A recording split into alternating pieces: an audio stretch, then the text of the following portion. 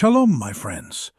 Today, I'm going to reveal a 3-minute nightly ritual that can completely rewire your financial reality. This isn't about working harder, investing in a new stock, or starting a new business. This is a spiritual technology that, when practiced correctly, causes money to find you. By the end of this video, you will have a simple, powerful tool that you can use every single night to shift your consciousness from lack to abundance and become a magnet for wealth. But first, I have a question for you. Drop a comment below. What is the very last thing you think about before you fall asleep? Is it your worries? Your to-do list? The bills you have to pay? Be honest. What is the final thought that occupies your mind? I'm on a mission to reach 50,000 subscribers so I can spread this timeless wisdom about wealth, faith, and legacy to even more people. If you believe this wisdom should be shared, please hit that subscribe button and join this growing community of modern thinkers and future millionaires. And if you want to go deeper, to get exclusive content, early access to videos, and inner circle teachings, become a channel member by clicking the join button below. Now, let me tell you a secret about the moment before you sleep. That moment is the most sacred, most powerful, most creative moment of your entire day.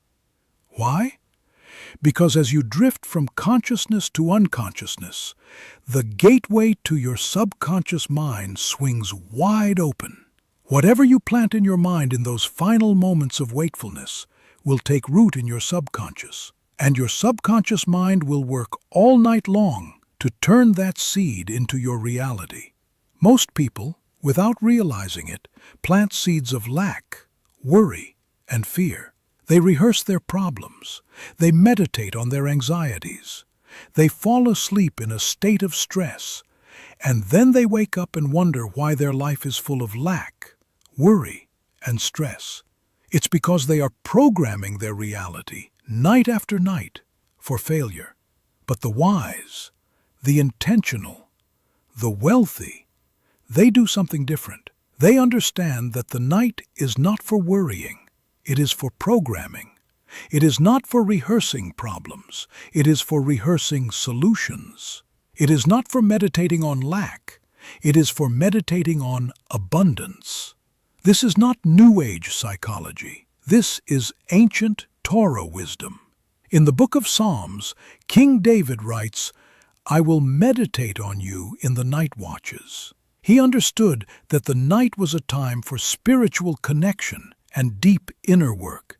The Talmud teaches that the dream is 1/60th of prophecy.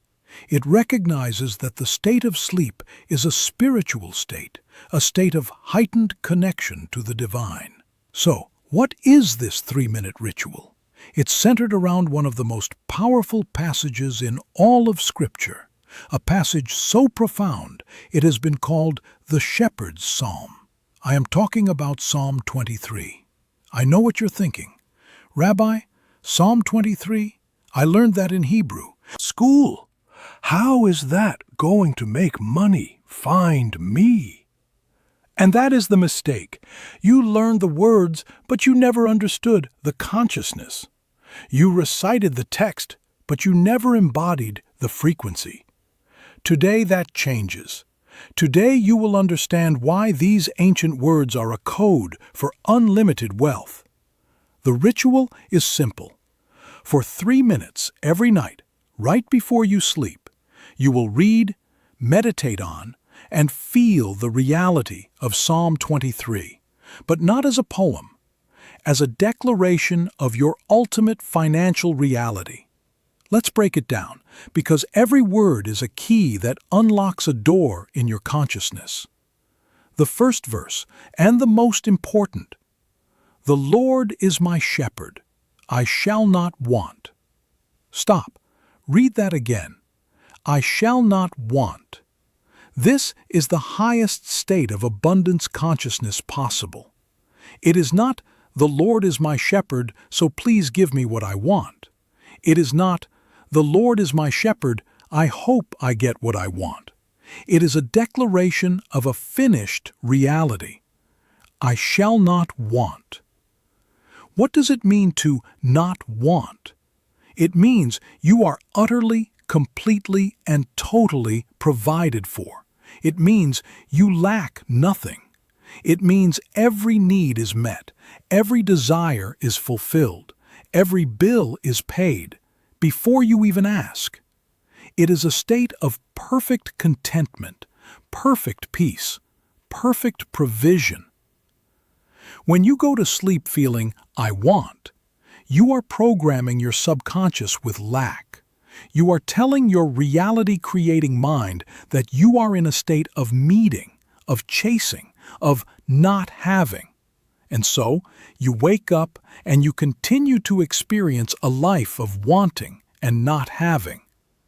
But when you go to sleep feeling, "I shall not want," you are planting a seed of fulfillment. You are programming your subconscious with abundance. You are aligning your energy with the frequency of having. And your subconscious mind, which is connected to the infinite intelligence of the universe, will work all night to orchestrate circumstances, people, and opportunities to match that frequency. Money, opportunities, and resources will begin to find you because you are no longer chasing them. You are being the person who has already arrived. This is the secret. You don't attract what you want, you attract what you are. When you go to sleep in the state of "I shall not want," you are being the person who is already wealthy, already provided for, already abundant. Let me tell you a story. I had a student named Jacob. Jacob was a good man, a hard worker, but he was always stressed about money. He was a freelance graphic designer, and he was constantly chasing clients, worrying about where the next project would come from. He would go to sleep every night with a knot in his stomach, thinking, "I need more clients. I want more security. I want more money." And his reality reflected that. A constant struggle, a constant chase. I taught him this 3-minute ritual. I told him, "Jacob, for 30 days I want you to go to sleep in the consciousness of, 'I shall not want.'" He was skeptical. "But Rabbi, I do Want. I have bills to pay." I said, "That is your current reality, but your subconscious mind doesn't know the difference between reality and imagination. You must program it with the reality you choose, not the reality you see." So he did it. Every night, for 3 minutes, he would read Psalm 23. He would close his eyes and feel the feeling of, "I shall not want." He would imagine what it would feel like to have all his needs met, to have a waiting list of clients, to have more money than he needed. For the first week, nothing happened. He still felt the anxiety. But he persisted. By the second week, something shifted. He told me he started to feel a sense of peace he hadn't felt in years. The knot in his stomach began to dissolve. By the third week, the magic began. An old client he hadn't heard from in 2 years called him out of the blue with a massive project, bigger than any he'd ever had. Then, a week later, a major corporation found his portfolio online and offered him a long-term retainer contract that was double his previous monthly income. Money had found him. He wasn't chasing it anymore. Why? Because he had changed his frequency. He was no longer vibrating at the frequency of "I want." He was vibrating at the frequency of "I have." And the universe, which is a great mirror, simply reflected his new state of being back to him.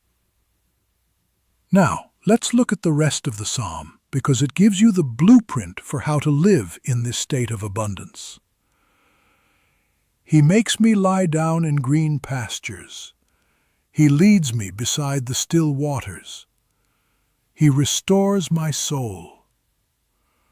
Green pastures and still waters are symbols of peace, rest, and sustenance. This is not the energy of hustle, of grinding, of burnout. This is the energy of effortless provision. The shepherd leads the sheep. The sheep don't have to worry about finding the grass. They just have to follow. When you trust that the Lord is your shepherd, you stop striving and you start receiving. You stop worrying and you start resting. You allow your soul to be restored, and from that place of restoration, you create your best work. You attract your best clients. You make your best decisions. He leads me in the paths of righteousness for His name's sake. This is about purpose. You are not being led to wealth just for your own comfort. You are being led to wealth for His name's sake, to be a blessing, to make a difference, to be a channel of God's goodness in the world.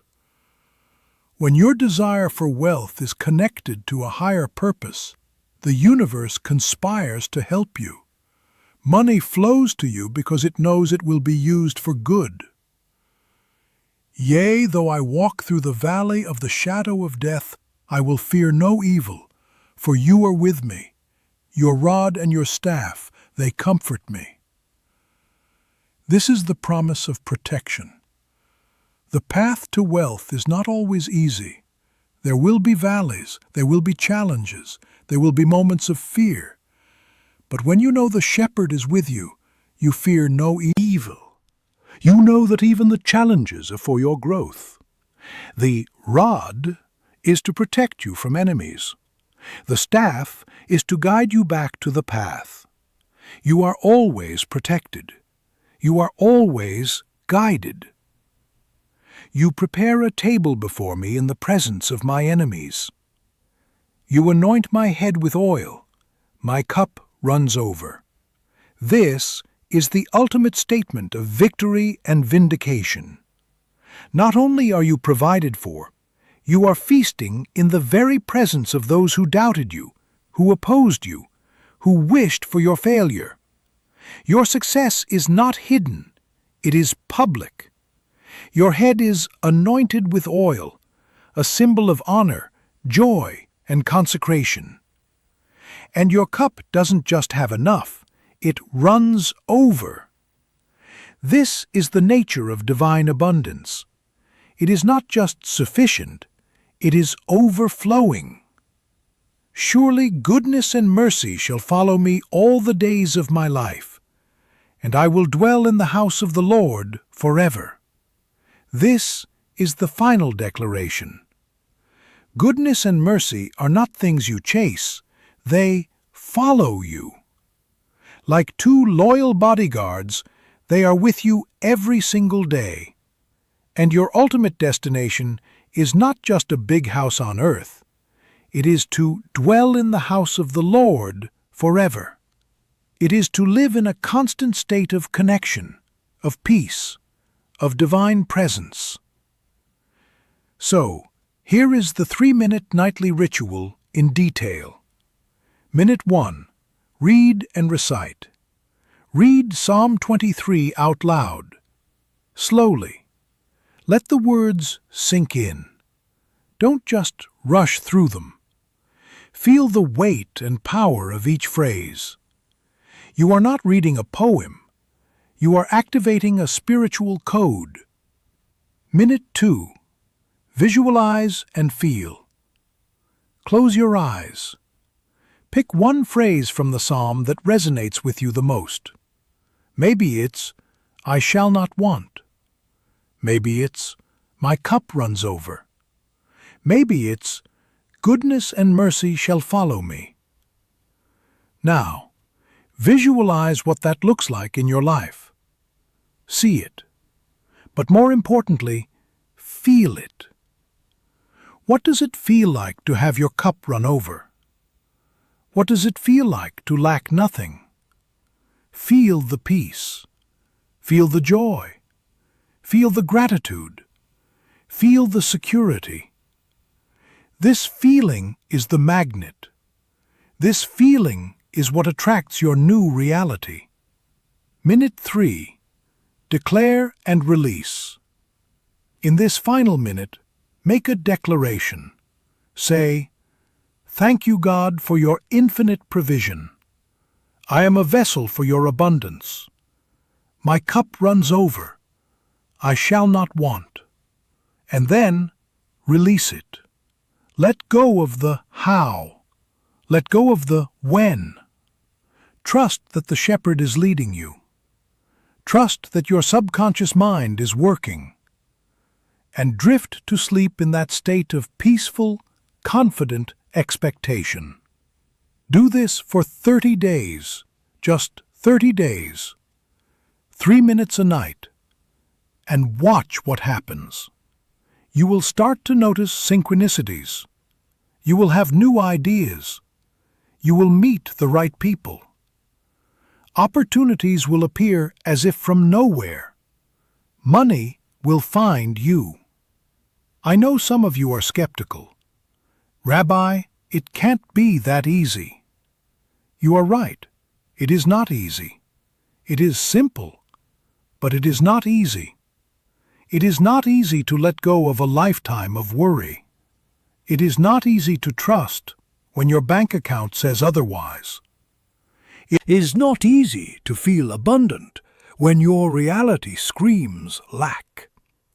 This is the work, the inner work. The prayer is the tool, but you are the one who must do the work of shifting your consciousness. Let me tell you one more story. A woman named Sarah came to me. She was in her 50s, had lost her job, and was terrified about her future.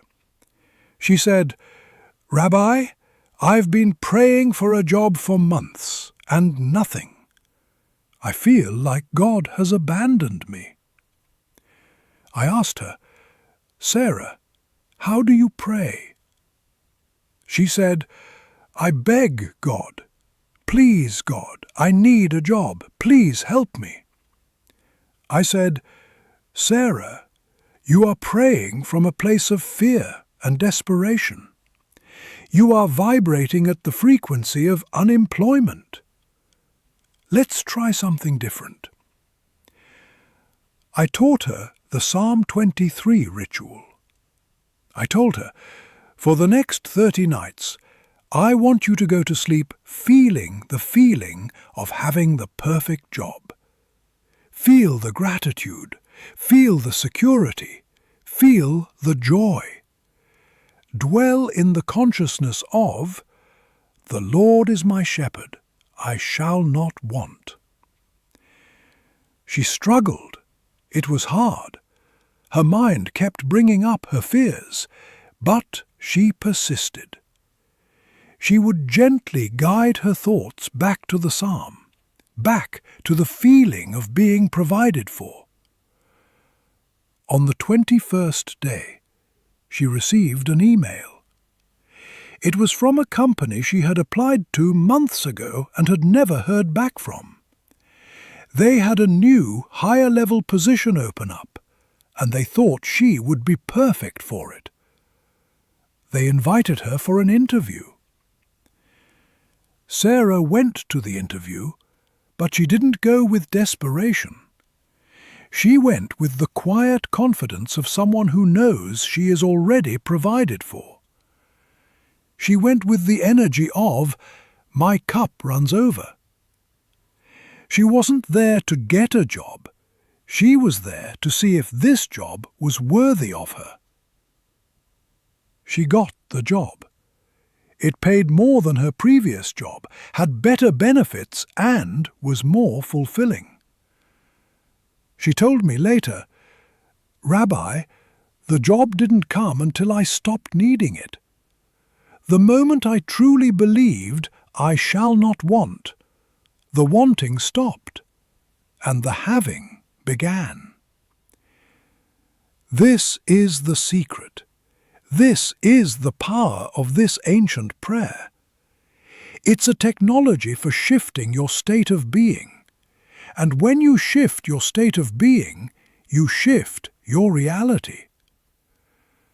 So, tonight, before you sleep, do not give your final, most powerful moments to worry. Do not plant seeds of lack in the fertile ground of your subconscious. Take back your power. Command your mind. Use this 3-minute ritual. Read the words. Feel the feelings. Declare the reality. And let the shepherd lead you to green pastures. Let him anoint your head with oil. Let him make your cup run over, because he is your shepherd, and you shall not want. Shalom, and may you sleep in peace and wake up in abundance. Let me address some common objections and questions I hear about this practice, because I want you to have complete clarity and confidence as you begin. Objection number 1. Rabbi, I'm not religious. I don't believe in God. Will this still work for me? This is a great question. The truth is, you don't have to believe in a personal God for this to work. What you do need to believe in is the power of your own consciousness. The song is a tool for programming your subconscious mind.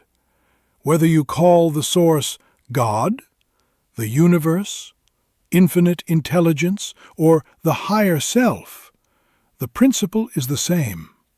You are using language and visualization to shift your internal state, and your internal state creates your external reality. So yes, even if you are not religious, this practice will work if you approach it with sincerity and consistency. Objection number 2. What if I say the words but I don't feel it? What if I can't believe it yet? This is the most common challenge. You are trying to feel abundant when your bank account says you're broke. You are trying to feel secure when the bills are piling up. Here's the secret. You don't have to believe it fully at first. You just have to be willing to entertain the possibility. You just have to be willing to try on the feeling, even if it feels like pretending at first. Over time, with repetition, the feeling will become more real.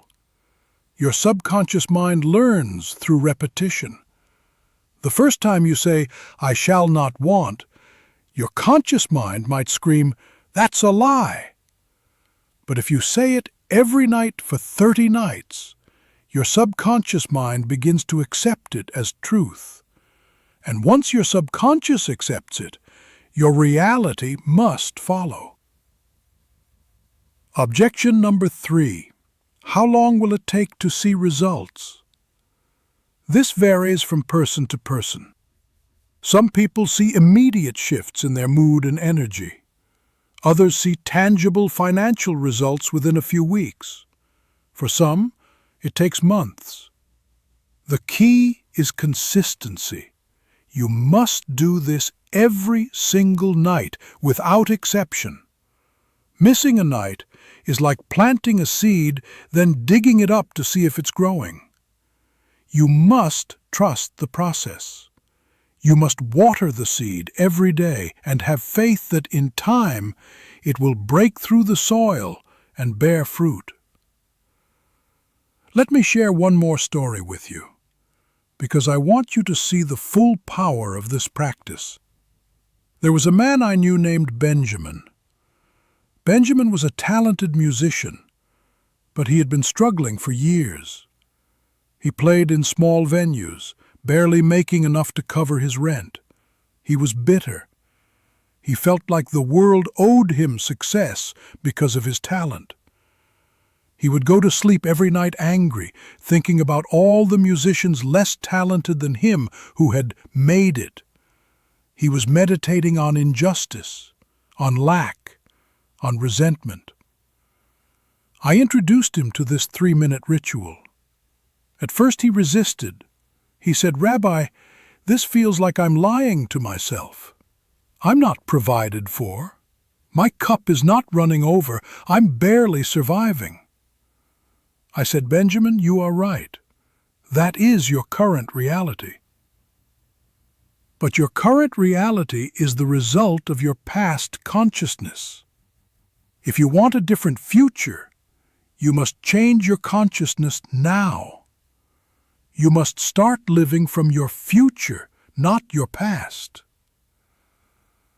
Reluctantly, he agreed to try it for 30 days.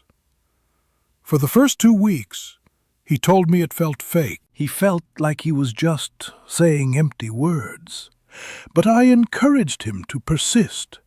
"Just keep planting the seed," I told him. "Don't dig it up." By the 3rd week, something shifted. He told me he woke up one morning, and for the first time in years, he felt a sense of peace. He didn't know why, but the constant knot of anxiety in his chest was gone. He felt, for just a moment, that everything was going to be okay. That same week, he got a phone call from a music producer who had heard one of his songs online. The producer wanted to meet with him. Long story short, that meeting led to a record deal. Within a year, Benjamin's song was on the radio. Within 2 years, he was touring internationally. His cup was, quite literally, running over. When I saw him after his first major concert, he hugged me and said, "Rabbi, I understand now. The psalm didn't create my success. It created the version of me that was ready for success. It changed me from a bitter, resentful artist into a grateful, peaceful creator. And that new version of me attracted a new reality. This is the secret. The psalm is not a magic spell that changes your circumstances. It is a spiritual technology that changes you. And when you change, your circumstances must change. Advanced practice. The shepherd's meditation. Once you have practiced the basic 3-minute ritual for 30 days and it has become a habit, I want to introduce you to an advanced practice. This is for those who want to go even deeper. In addition to your nightly ritual, I want you to practice what I call the shepherd's meditation once a week, perhaps on the Sabbath or on a Sunday morning when you have more time. Here's how it works. 1. Find a quiet place in nature, if possible. A park, a garden, a quiet spot by a lake. If you can't go outside, find a quiet room and play sounds of nature, flowing water, birds chirping. 2. Read Psalm 23 out loud, very slowly. Pause after each verse. 3. After each verse, close your eyes and visualize the scene. When you read, "He makes me lie down in green pastures," see yourself lying in a lush green field. Feel the soft grass beneath you. Feel the warmth of the sun. Feel the peace. When you read, "He leads me beside the still waters," see yourself standing by a calm, clear lake. Hear the gentle lapping of the water. Feel the tranquility. When you read, "You prepare a table before